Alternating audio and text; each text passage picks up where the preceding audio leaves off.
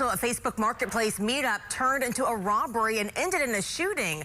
Vergne Police say that they've arrested 4 people, and this happened on Wednesday morning along Waldron Road and Center Point Drive. Investigators say 3 people arranged to buy an item during the meetup and then allegedly took the item without paying and drove away. Now we're told the seller followed the vehicle and then fired shots at them where someone was hit.